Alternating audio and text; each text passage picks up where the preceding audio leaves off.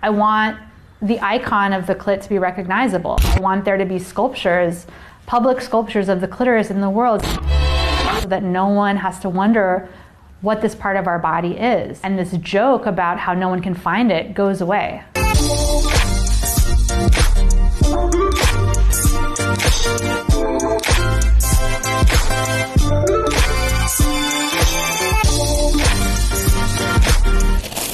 This is one of the first artworks I ever made for the project before I had any idea that I was going to spend, almost 10 years of my life devoted to it. This is one of the 100 laws of clitoracy, and I think this is a very important law and really gets to the heart of the work.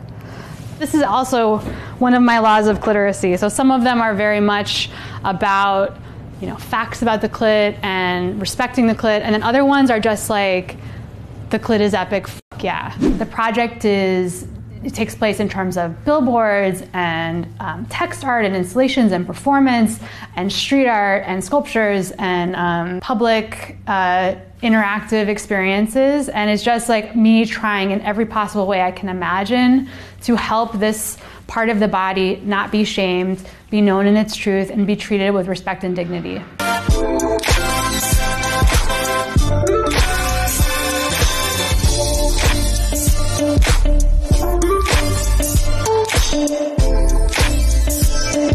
A long time before I knew I was an artist and before I ever thought I would be doing this project, I remember having this psychic disconnect between where in my body I felt pleasure and what I was taught by health class or by the media about my vagina and how penetration is how pleasure exists. So I remember being like, maybe there's something wrong with me.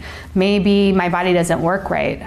And that's the first time that I think I started to understand that society is basically gaslighting everyone with a clit. I guess it was inevitable as a photographer and as someone living in New York City, doing a lot of work for clients in Times Square where there's billboards everywhere, that at some point I was gonna be like, wait a second, how come all of the images that I see of what sex is never acknowledge the clitoris as being part of how people with clits orgasm? I started doing research, and that led me to finding out that the true anatomy of the clitoris is something that I had no idea about. Most important is the glans, and that's this part. This is the part that we can see and we can feel, and when it's aroused, it sticks out of the hood, the clitoral hood is on top. For some people, their gland sticks out even when they're not aroused, but other people, it only comes out when they're aroused. The rest of this is all inside the body. So these are the bulbs, and they surround the vaginal opening, which is right in here, and they are erectile, and they swell up with blood.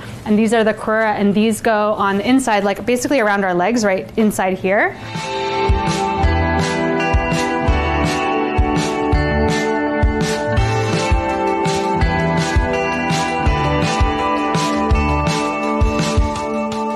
I think it's so important that we can communicate broadly about the rights of our bodies, and unfortunately this time it's illegal to have the word clitoris in any kind of public display. You break a silence that is reinforced everywhere. It's very powerful. Okay, I think this is gonna be the last one. I see my role is alchemizing what I've learned in my life and the pain that I've experienced and the stories that I've heard from my grandmothers, teachers, and friends, and the women in my life, and doing something with that helps people and hopefully makes people feel good. People double, triple take, and they stop and they go back and they take a picture and then they post it on social media because that's how rare it is. The way that people with clits are taught about their bodies is about shame, is about close your legs, is about down there, is about private parts and lady bits and euphemistic language that already says, what you have is so gross we can't talk about it. If we do talk about it, we will talk about how tiny and miniature and bits and embarrassing it is. Really what I want to offer with this word and why I think language is so important is instead of talking about who's a slut and who isn't, why don't we talk about if someone is ill-clitorate and how definitely stay away from them and never have sex with them because it's a complete waste of your time. you know, and really shifting the dialogue in terms of like respect and pleasure and like mutual enjoyment.